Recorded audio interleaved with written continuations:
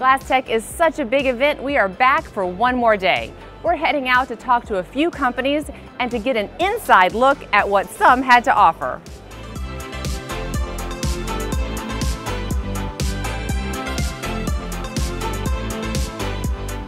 Hi Pete, hey, how are you? Good to see you. Pleasure.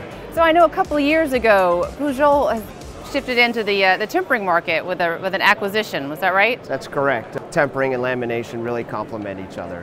So they purchased Techno Kilns, an Italian technology, 2 years ago, and we've been rolling out their new ovens slowly into the US market. Okay, and so speaking of rolling out, you've got one here that's pretty innovative from what I hear. We do. This is Pujol's Temper Flex oven. It's called Flex because it allows you to actually work in an eco mode, saving power, which everyone knows power consumption in tempering ovens is quite a lot. And if you like, it's not just here, we can take you inside the oven and show you some of the differences. All right, yeah, let's check that out. All right, so we are literally inside of a tempering oven right now, okay? And you said this is the heat? Yeah, this is your heating part of the process. One of the main differences between the Temper Flex oven and other solutions is the pitch of the rollers. It's how close the rollers are together. And the way we're able to get a smaller pitch, which controls your temper roller wave, is some unique insulation and patented things inside the walls. By controlling that pitch and making them closer together, we can temper 3mm glass flatter than most other solutions. Okay. Really makes an enormous difference, especially when you're doing with lamination, because we have to account for all the roller wave and lamination. We have two pieces stuck together. The less roller wave, the easier it is to laminate, the better the optical transparency of the glass, less distortion, better quality. HHH, which is part of Salem, represents North Glass in the US. I'm going to go over there now because I want to hear more about their big new development in glass fabrication.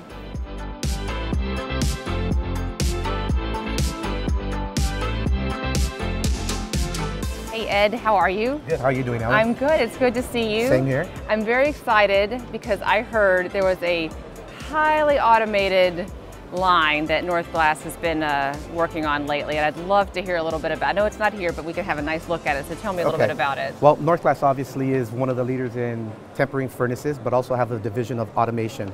Here you see a display of automation of what their capabilities are, starting from the cutting section here with the shuttle system down onto your cutting line, along with the sorter prior to entering into your edging, along with your washing, and then a sorter or separator that will allow you to separate the glass by sizes and thicknesses. From there, it'll work its own way down to a batching system is what they call it, to prior to loading onto the tempering furnaces. Once it's batched here, it'll load the bed, the glass will get tempered, come off the tempering furnace, enter into a stacking system that will separate the glass accordingly to get it matched up for the insulation process. And then at the final end, you'll have an end product for the customer. Okay, and we're saying this is a double line, so you would be running two lines at once. That's correct. And so about how long does the whole process take from start to finish?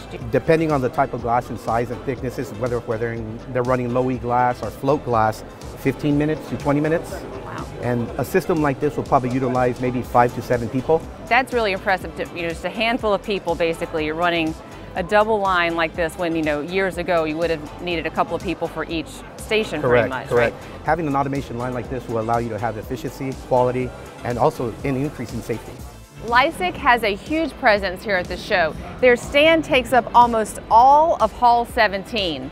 Now, one of the featured products is this laser etching technology that can be used for both decorative and functional purposes.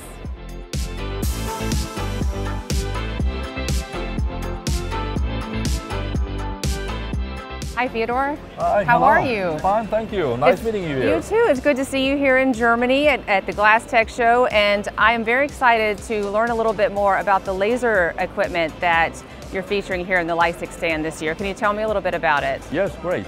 We are Sericom, the Laser Technology Center of LESC, and what we're doing is we have laser engraving, which can be either decorative or they can be protective. So what are you seeing from fabricators, from customers who are looking at this type of equipment? What are they mostly wanting to use it for? The primary use here on GlassTec is obviously that we would like to provide a specific tool to get bird-friendly windows, which is demand. So for example, in the US, collide 1 billion birds a year against windows and die. So there are federal states that have legal requirements in order to provide these bird-friendly patterns.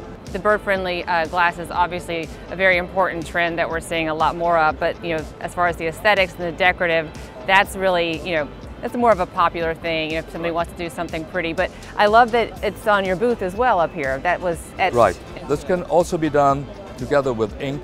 You can produce very nice pictures. Laser is a very precise and very sustainable product because you don't need to have tools, you don't have water, no consumables. It just takes electricity and you're free to use whatever you want to do with it on glass. There's a big demand right now for high quality, defect-free glass, and several of the companies here have brought solutions with that in mind.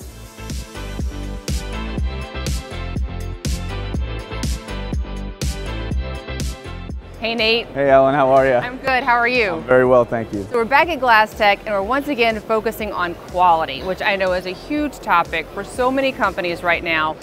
What have you guys brought to the show this year for that?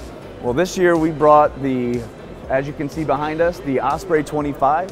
You've got a new skin around it, as well as these new monitors that are now options to place in front of the system. So what you're seeing here is a split screen of two lights that were scanned. On the left here we have distortion, so that's looking for basically the flatness of the glass. And on the right here we have the old industry buzzword of anisotropy. And anisotropy is basically the uniformity of the stresses within the glass, and so we make this quantified and visible for the operators. What other types of quality equipment did you bring to the show? So our latest and greatest development is something called the bow scanner. So the bow scanner is first of its kind inline physical bow measurement system. So what it does is it gives you the deflection of all four edges as well as the two diagonals. The push for the development of this was actually the push for automation within the industry. So with all this automation, there's a lot more of these sorting systems. And it's very important that those lights go directly into the slots that they're supposed to without breaking. We've been told it could cause upwards to 2 hours of downtime simply trying to clean that up. So with this, we now measure that bow so that if it is going to crash, we can prevent that, stop breakage, stop downtime, and save costs. For our final stop, I'm going to go talk to Glassline to hear more about their cutting lines for jumbo glass.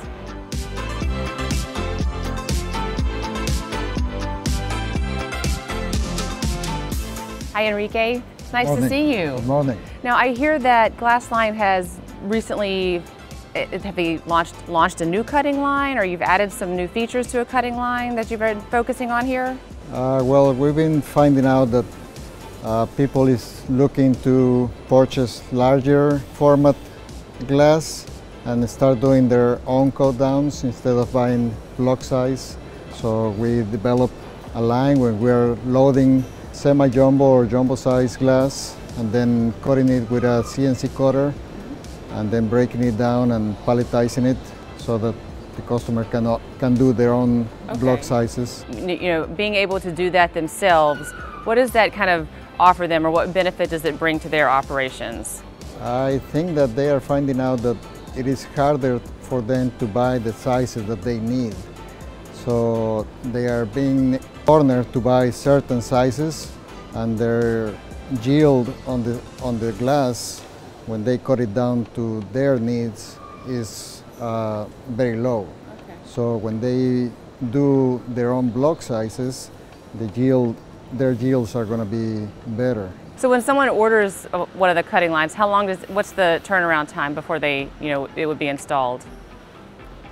Our lead time is about 7 to 8 months, depending on the final scope. And that's it for our GlassTec 2024 coverage. Be sure to follow us on social media and our website for all the glass industry news. Thanks for watching.